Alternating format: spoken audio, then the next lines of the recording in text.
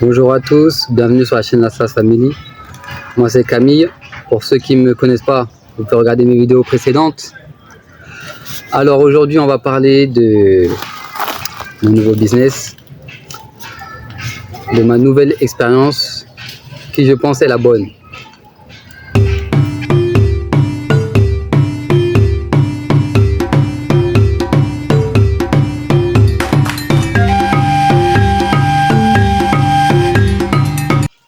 Avant de commencer, n'oubliez pas de vous abonner, de liker et de partager pour me donner de la force. Le soutien, c'est très important.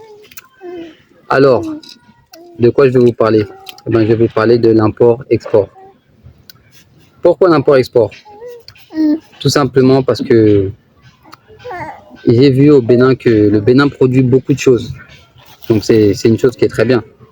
Mais il y a peu de voies d'écoulement.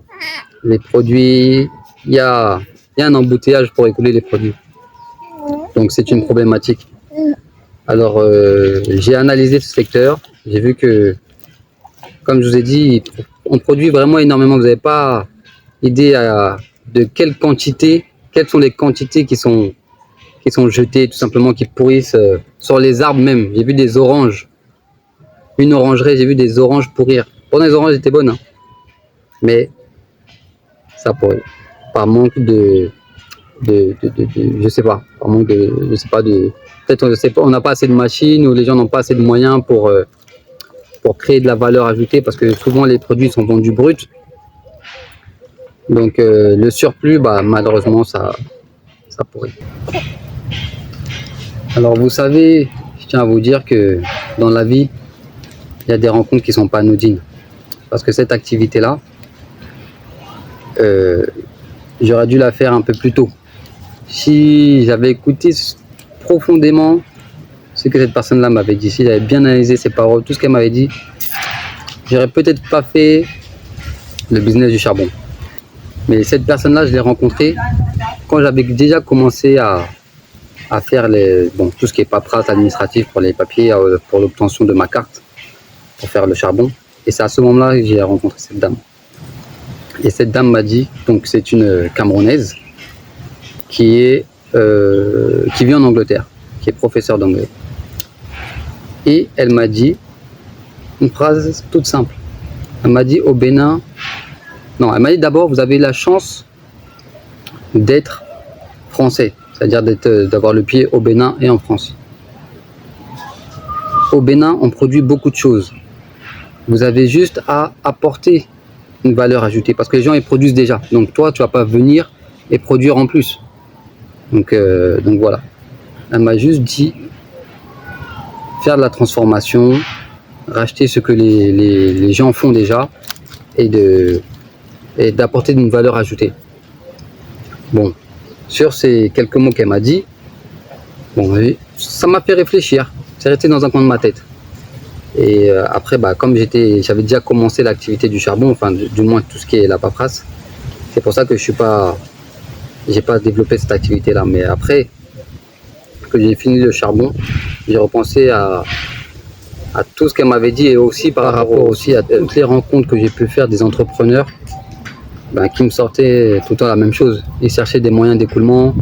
Même moi, ils me demandaient est-ce que vous connaissez quelqu'un qui peut me racheter pour qu'ils aient de la visibilité, comme ils savaient que je venais de la France.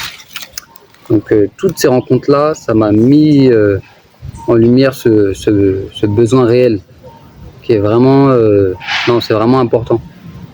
Comme je vous dis, même il y en a, ils peuvent produire des choses, même les transformer, et comme ils n'ont pas le moyen d'écoulement, ça reste dans les stocks, et puis après, ça pourrit, tout simplement. Oui, mes deux expériences, elles me servent beaucoup, énormément. Parce que c'est des choses qui sont indélébiles en moi maintenant, tout ce que j'ai vécu là. Ça reste. Donc je connais un peu mieux les mentalités, je connais un peu mieux les codes du pays, comment ils pensent, sur quel pied de danser avec eux, si je peux me permettre. Mais tout ça pour vous dire que dans cette nouvelle expérience-là, je prends le temps. Vraiment, je prends le temps d'aller pas à pas. C'est surtout ça, prendre son temps, très important. Donc pour sélectionner les gens avec qui je travaille, je regarde, je me déplace directement sur leur lieu où ils travaillent. Je regarde comment ils font leur transformation, comment ils travaillent avec les produits. Ensuite, je teste les produits. Et si je vois que c'est vraiment de la qualité, et ben c'est là que je travaille avec ces entrepreneurs-là. Je travaille pas avec tout le monde, donc je sélectionne les plus sérieux. Parce que c'est important qu'on ait un gage de qualité, que la personne aussi a cette mentale pour aller vers l'excellence, pour faire du mieux qu'il peut. Donc c'est très important pour moi. Donc c'est comme ça que ça se passe. Donc j'ai une petite expérience à vous partager. J'étais chez l'imprimeur, on a fait le graphisme pour les étiquettes. Donc moi je lui ai expliqué que je voulais qu'il me fasse du bon travail parce que en fait c'est quelqu'un qui m'a été conseillé par un ami. Donc je suis allé chez lui et je lui ai expliqué que je voulais un bon travail. Parce que moi mes produits ça va aller en Europe, etc. etc. Et qu'en Europe ils exigent une certaine qualité. Donc il m'a dit oui, il n'y a pas de souci, etc. Donc on a fait le graphisme ensemble, on a partagé les connaissances. Des fois moi je disais je voulais un certain graphisme comme ci, comme ça. Et lui me disait non, il faut plus agrandir, rétrécir, etc. Résultat final, on a fait un bon travail ensemble. Franchement, on a fait des super étiquettes. Donc ça, très content, nickel. Donc après vient la découpe. La découpe, je lui dis, je veux des bonnes étiquettes bien découpées, etc. Oui, oui, il n'y a pas de souci. Quand il me fait la découpe, je reviens dans sa boutique. Je vois que les découpes, il y a un souci, un réel souci. Donc je lui montre mon mécontentement. Donc lui aussi me montre son mécontentement. Donc il y a eu un peu des échauffourées, un peu.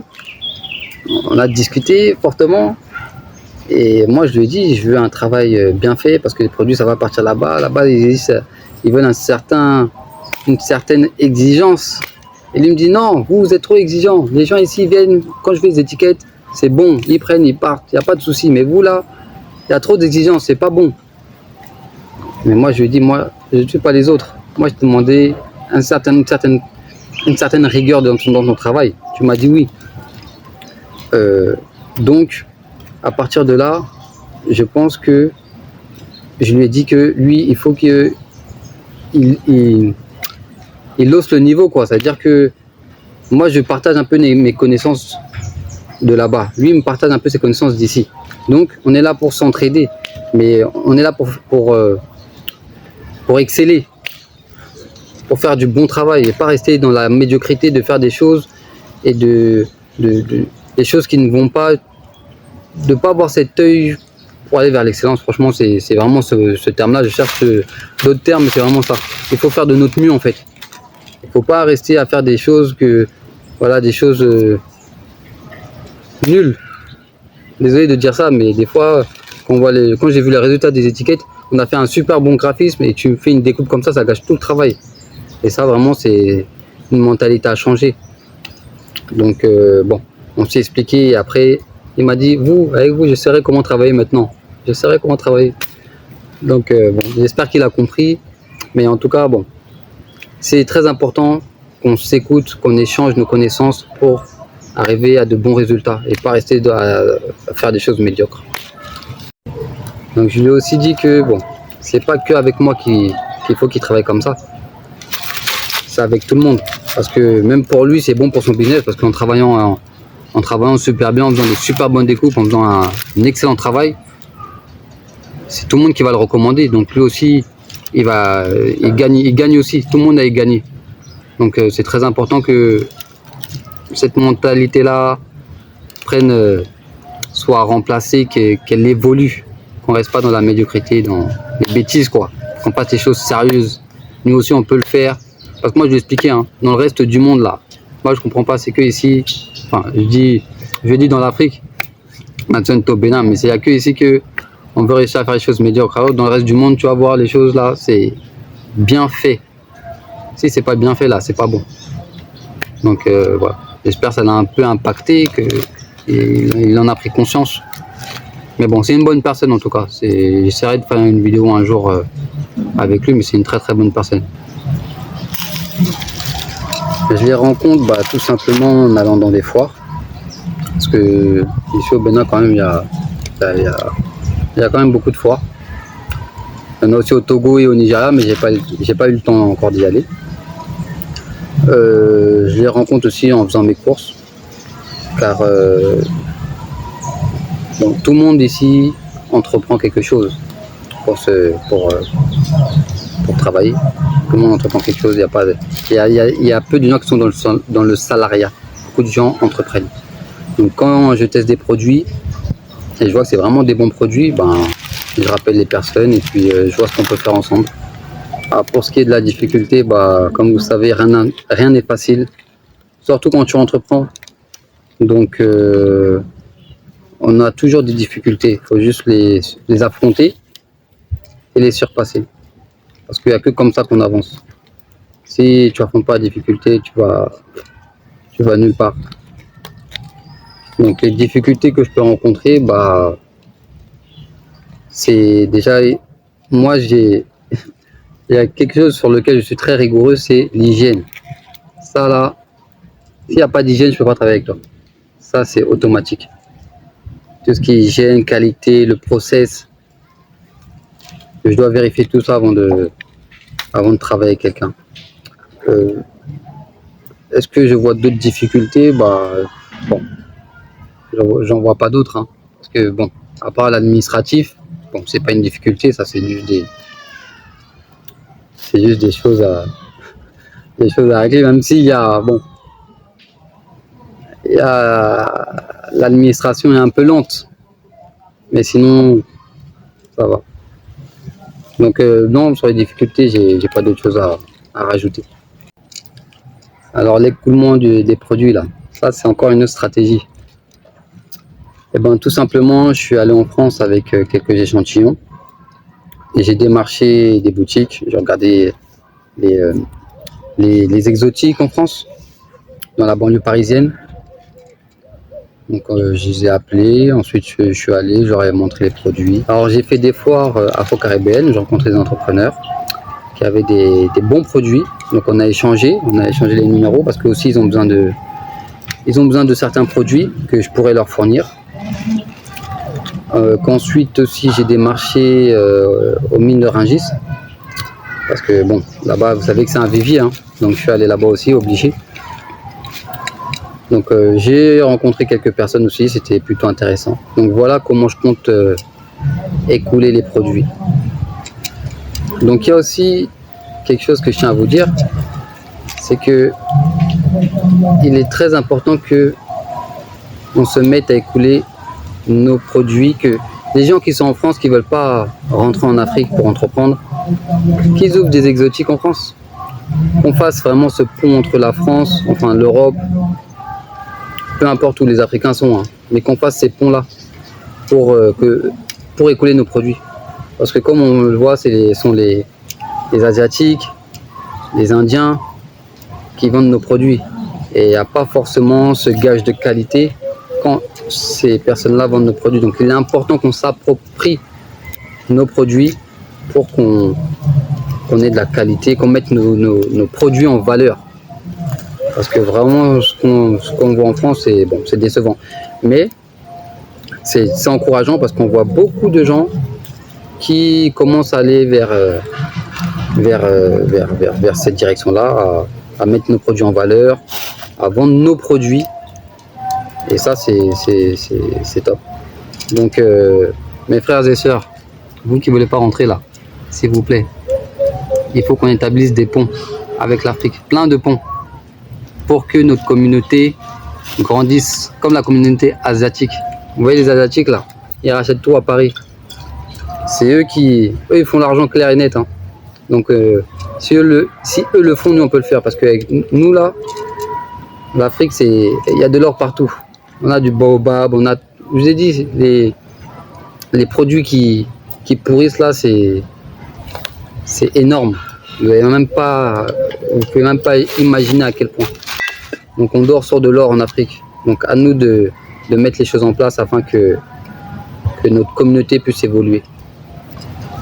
Pour ce qui est de l'écoulement, j'ai encore vu une autre stratégie, c'est de créer un site internet. Donc je vous ai parlé de pont, donc c'est ça que je vais faire. Donc racheter les produits qui sont ici et vous les mettre à disposition sur mon site internet. Donc le site internet, c'est un site qui est basé, hébergé en France. Donc vous n'aurez pas de soucis pour avoir ces produits-là. Parce que si je devais les faire venir, si vous devez les commander directement d'Afrique, c'est compliqué et ça coûte énormément cher. Je ne sais pas pourquoi, hein. Le système fait comme ça.